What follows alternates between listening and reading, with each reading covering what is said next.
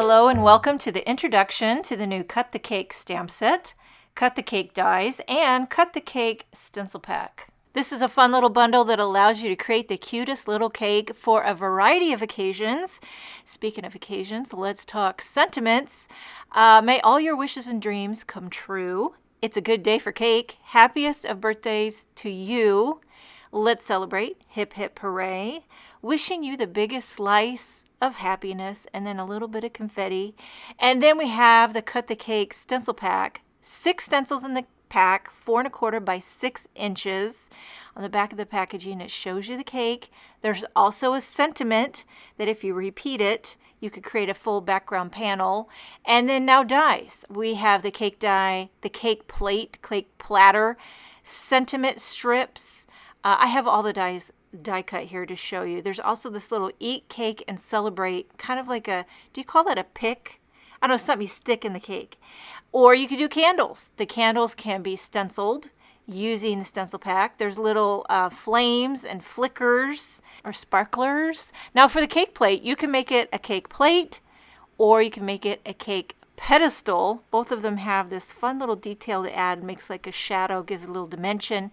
Here's the cake, which has been stenciled. I'll show you that in a minute, how fun it is to stencil. And then here's this little pick. You could stick that in the top or do your candles, depending on what you want to do. And I'll show you how to stencil the candles as well in a minute. So to the candle, you could add a little flame or you could add the little flicker sparkler thing. You could put them both together. Or you could use them, mix and match, whatever lights your fire. Now for the sentiments, the 2 different sizes of swoopy sentiment strips. You could fit those on, pop them in, emboss them. Here I did one with sorbet ink onto, I think that's sorbet cardstock or grapefruit, can't remember. But you get the idea. Stamp it tone on tone or emboss it in white. See how some of these sentiments are swoopy? They're all sized to go on those swoopy sentiment strips. And then you have these little dots. If I would have cut those out in a very light yellow, those could go behind your candle flame, or you could just make them polka dots. Let your imagination run wild. Okay, let's show the demonstration of the stenciling with the Cut the Cake stencil pack. Okay, so there's several layers. They are labeled layer 1, layer 2, layer 3, layer 4, which also is combined with the sentiment. And it says there at the top that the words are stenciled separately, so if you're adding the dots to the cake, you can use the words or you cannot use the words. You can use them separately. And then you have the candles and the inside of the cake, and here's your little platter, top of the cake, and flames. Okay, so I have a panel of white cardstock cut to 4 1/4 by 5 1/2 inches. And now these stencils are not only numbered, but they also have registration marks in the corners, which helps you to easily line up each time. You're going to get it straight and centered if you're using a 4 1/4 by 5 1/2 inch panel of cardstock. I'm just using some Easy C tape. Sometimes I use Post-it tape to hold it down. I'm going to start blending with a little ballet slipper for my first layer of little dotted pattern on the cake. What do you call this? Polka dot cake? Confetti cake? It's really, really cute. Okay, and you could really customize this depending on the color combinations that you choose. So layer 1 I did with ballet slipper. Here is layer 2. Again, just lining that up with the registration marks on the side. And I'm going in with nectar. And sometimes I use the Concord Night blender brushes. Sometimes I just grab one that looks like a similar color. Nectar, my nectar ink, by the way, is very juicy. A lot of times I have some scratch paper off to the side to make sure, when you're coming in hot. But, it's kind of fun to get the variety of intensity with these little confetti polka dots. Layer 3, going in with buttercup. So I'm doing kind of a soft, sherbety color scheme, if you will. But you definitely, you could go bold. You could go all, cool tones, greens and blues. You could do an all purple cake. Just let your Cut the Cake love and heart run wild. Okay, so here's layer 4, and I'm only going to do the polka dots. I'm not going to do the sentiment, but you can if you want to do a full panel card. Okay, so this one I did a little sea glass, bringing in a cool tone with all those warm tones. And sometimes for certain dots, I might go a little more intense with the color. Sometimes I might go lighter. I kind of like that variation, but you can make it all even Steven if that's your jam. So you just, play with it, have fun, see where it leads. Okay, so there's all your layers with the little polka dot.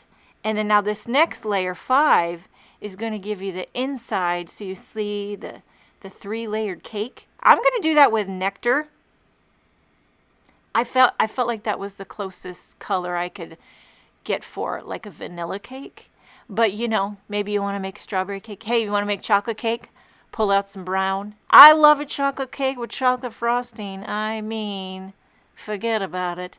Okay, so I'm doing a little nectar, going a little bit darker on the inner, so it kind of gives you that dimension, the shadow that might be on the inner slice, And then I'm going to stencil the candles. And I'm just going to do each candle a different shade. This first one is honeysuckle. Don't take much ink, very forgiving.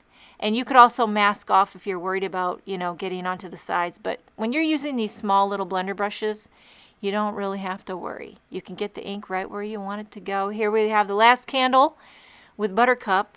And then down at the bottom, we have that little border for our cake plate. I'm going to do that in juniper, which is a pretty intense teal. So you can see I have my scratch paper off to the side. And I know from experience that juniper will smack you across the face if you're not paying attention. So whenever I ink up my brush, I kind of like go off on scratch paper first just to be safe. Look at how this is coming together. Okay, the last and final layer finishes off the top of the cake, the top of your cake plate, and then if you want to make the little, kind of, what would you call that coming off the candle? Like the glow of the candle flames. So I did a little sea glass for the cake plate or tray, and then buttercup for our little candle glow thingamajiggies, and back to ballet slipper for the top, which would be, some light pink frosting, if you will. Okay, so this came together very easy, and it's pretty fun to do, I might add.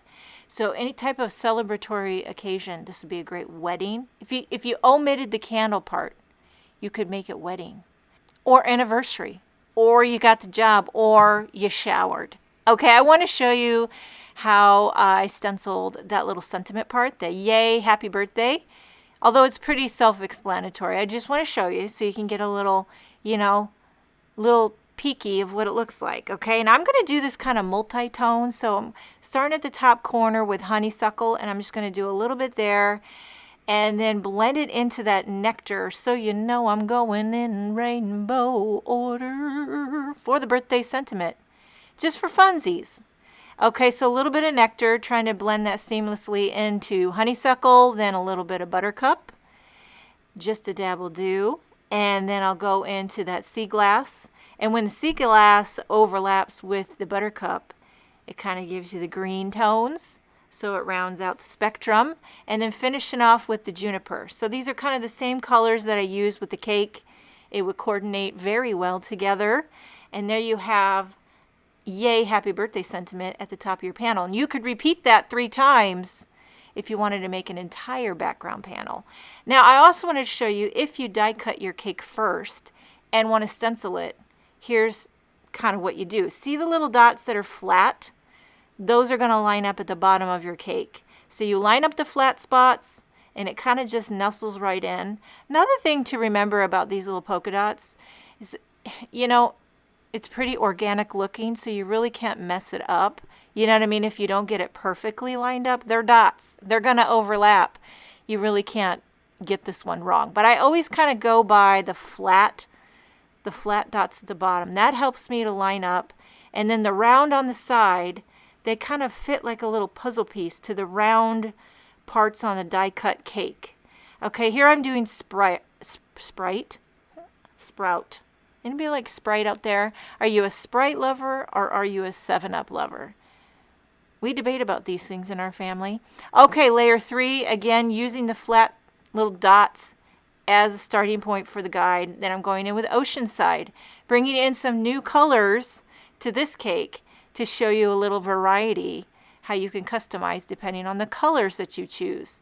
And I am making some spots darker, some spots lighter. Here's the final layer 4. Again, lining it up with those flat dots. And then I'm going to bring in clementine.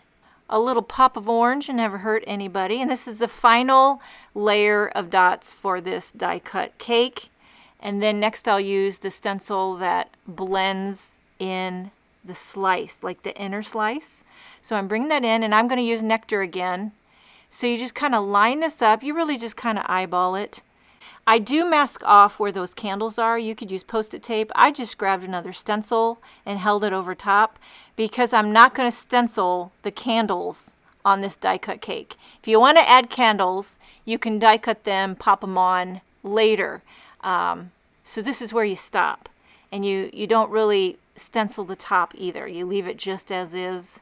And there you have a die cut stenciled cake. Now for the candles, I wanted to show you first. This is how you die cut them. I guess you can blend them first or die cut them. Blend first, die cut second, die cut first, blend second. I'm a die cut first type of gal. Either way you go, it doesn't matter. You know what I mean? Lay it on top there. And I just used the ink that was already on my brush. You don't need much.